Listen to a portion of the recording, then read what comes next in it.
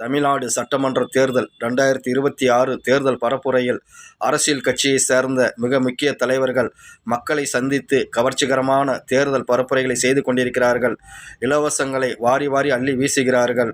மக்களை, குறிப்பாக பெண்களை மயக்கக்கூடிய பலவிதமான இலவச தேர்தல் அறிக்கைகளை வெளியிட்டு எப்படியாவது ஓட்டுகளை வாங்கி நாம் ஆட்சியை கைப்பற்ற வேண்டும், பதவிக்கு வர வேண்டும் என்கின்ற நோக்கத்துடன் அரசியல் கட்சி தலைவர்கள் மக்களை சந்தித்து கொண்டு பரப்புரை செய்வதை நாம் காண முடியும்.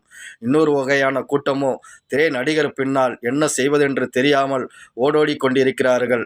அவர்கள் எதற்காக நாம் போகிறோம், எதற்காக அவர்கள் பின்னால் நாம் அலைகிறோம் என்கின்ற ஒரு புரிதல் அரசியல் இல்லாத ஒரு பெரும் இளைய கூட்டத்தை நாம் காண முடிகிறது. இன்னொரு கூட்டமோ போதையில் விழுந்து கிடைக்கிறார்கள். எனக்கு கோட்டரும் பிரியாணியும் செலவுக்கு 100, 200, 500 கிடைத்தால் போதும் என்று ஒரு கூட்டம் அரசியல் கட்சி கூட்டங்களில் கலந்து கொண்டிருப்பதை நாம் காண முடிகிறது.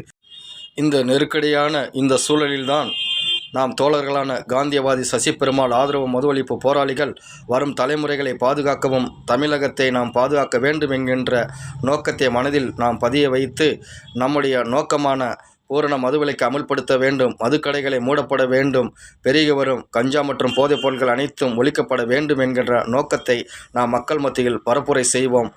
ஆள் பலம் இல்லை, அதிகார பலம் இல்லை, நாம் செய்ய முடியும் என்கின்ற எந்தவித தயக்கங்களோ எந்தவித சோர்வுகளோ இல்லாமல் நம்முடைய செயல் அது வரும் தலைமுறைகளுக்கும் இந்த தமிழ்நாட்டுக்கும் நலம் சேர்க்கக்கூடியதாக இருக்கும். நிச்சயம் ஒரு நாள் இந்த நோக்கம் வெல்லும் என்ற உணர்வுடன் மக்கள் மத்தியில் நாம் நோக்கத்தை பரப்புரை செய்வோம்.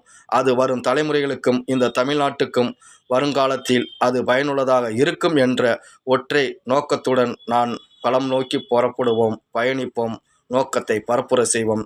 வாருங்கள் தோழர்களை, ஒன்றுபடுவோம். மதுவில்லா தமிழகத்தை உருவாக்க ஒன்றுபடுவோம்.